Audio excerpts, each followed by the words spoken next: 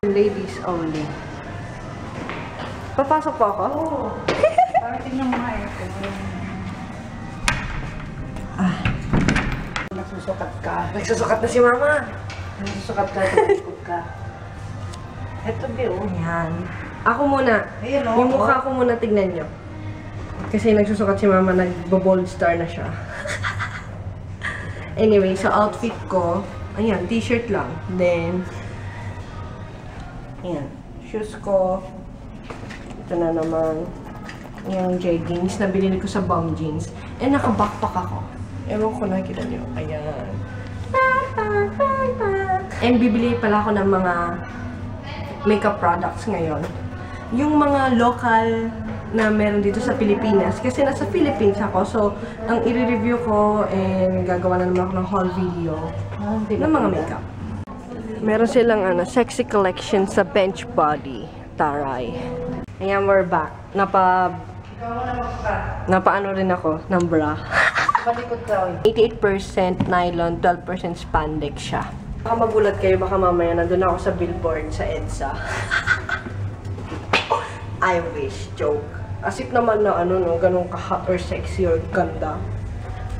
Ambisyosa ko talaga. Actually, dalawa sila. Kukunin ko 2 for 499.75 pesos. So, all in all, I mean, pag in-estimate mo siya, I mean, ni-round off. Nag-mat na tayo. 500 pesos na rin siya. Nahihirapan na si Mamang mamili ng kanyang bra. Manang ako, ayoko din ako. Saka matigas pa yung nila. Kaya ako bibili na ngayon. Gusto kasi ni Mama yung malambot. Kasi kaupay araw. At kasi ganay. Nagigets niya ba yun? Yung mga marunong maghapon or nakakaintindi na hapon. Nakakaintindi ko ano yung sinabi ni Mama. Ibig sabihin ni Mama, meron akong, kumbaga parang gifted ako sa Masyo. Eh si Mama, medyo may pagka Tara. Ilang beses na kami pabalik-balik dito sa fitting room. Siguro sabi ng mga sales lady o kaya sales assistant, bakit pabalik-balik tong mag-inang to? Bye-bye! Iniwan ako ni Mama. Kasi nakakapagod. Sunod ako ng sunod. Walang katapos ng sunod. And para daw kung sira ulo. Sunod daw ng sunod sa kanya. Grabe nun. Sira ulo agad. Porque pa sumusunod sa nanay, sira ulo na agad. Ayan, nakaupo lang ako. Buti na lang may upuan, no? Thank you, SM Department Store, for having a comfortable chair to sit on and to relax, chilling out. Meron silang mga Hello Kitty, design. Ang cute. Meron ako listahan dito. And mag-i-swatch ako. Ito na naman sa makeup. Ayan. So, tatlo. Ito yung isi-swatch ko. Dalawa yung kinuha ko. Yung ito, and yung itong pink. And ano pa ba yung nasa listahan? Hindi, okay lang po. Sige. Okay lang po. Ang bait naman ni ate. Anong name mo, te? Joy. Ayan, ang name niya, Joy. Kapag pupunta kayo siya, hanapin nyo. Miss, may maliit kayo dito? Saan, ma'am? Liner, wala, ma'am. Okay, so, doon naman tayo sa may Everbilena. Dito mo sa kabila natin. Eyebrow pencil in medium brown. Medium brown. Ayan, si ate na nag-ano tuloy, nakakaya naman. Bait. Ano pa bang kulay meron kayo? Meron tayong mas darker dyan. Ang pinagpilian ko yung tatlo. Ito yung pinili ko yung dalawa. Tingnan nyo nangyari sa kamay ko. And yung kabila. Swatches. Ito na, finally. Nakabili na rin. Wait for my makeup video haul.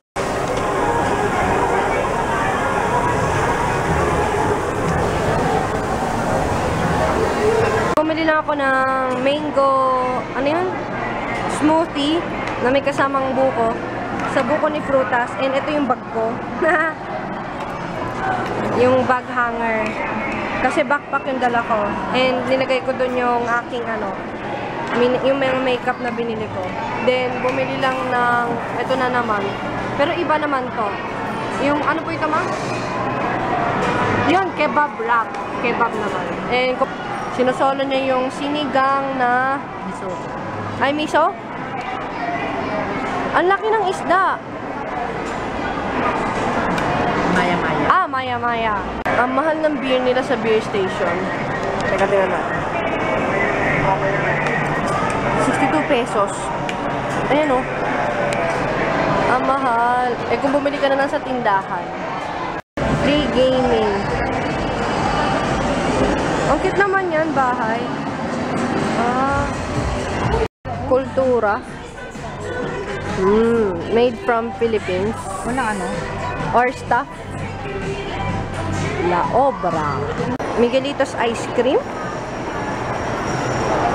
Ice cream. Kinuha namin yung grande. And malaki siya. As in, ganyang cup. Ay, ito pala yun. Ito siya. Grande. Black Forest yung in-order namin. Strawberry po. Ito na yung akin. Finally, we're home. And sobrang ngarag na ngarag ako.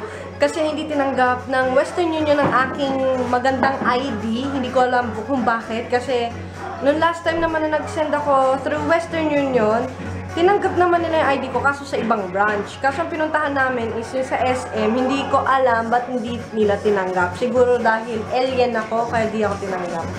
Anyway, so nag-decide na lang si Mama na punta kami sa Cebuana Luyer dahil may record siya doon and hindi na required ng ID.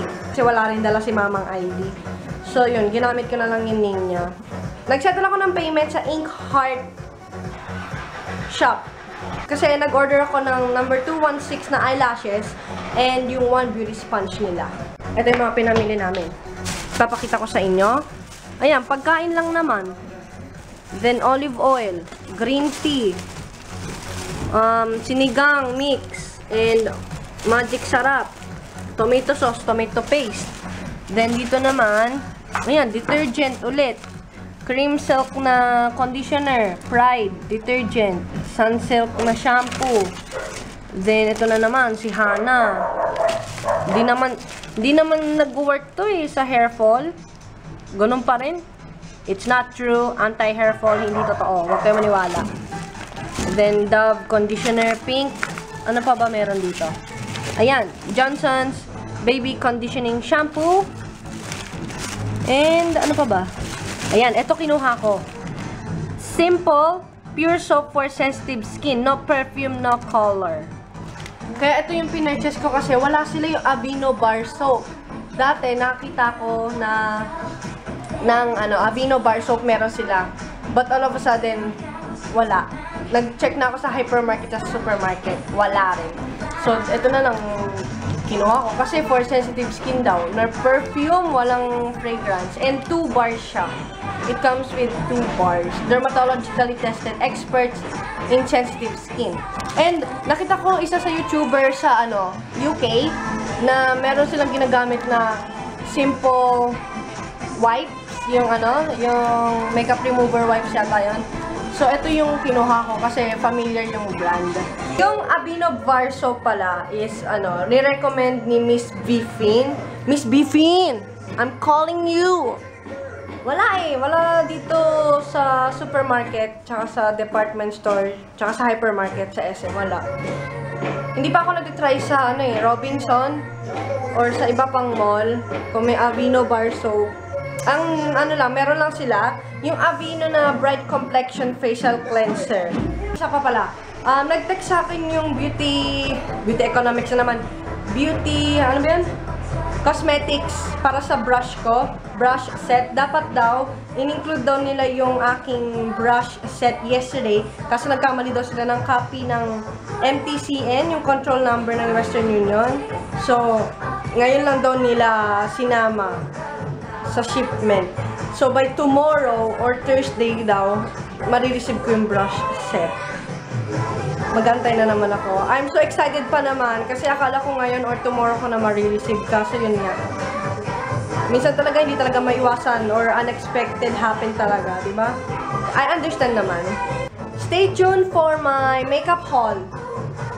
Medyo marami-rami akong nabili. Hindi naman marami-rami na sobrang huge or massive. Yung, basta may kumpleto. May mascara, may liquid liner, and etc. Lahat yon local makeup. I mean, dito lang sa Pilipinas. I mean, drugstore pala. Sorry. Drugstore dito sa Philippines. Sa may SM department store ko binili. Magkakaroon pala ng video sila Ann and Chakaria. Kung may weird questions kayo or may kailangan nyo na advice or kung may ano kayong both advice or ng question, weird question, just comment down below. So, I'm gonna end this vlog na. Thank you for watching, everyone. See you on my next video or vlog.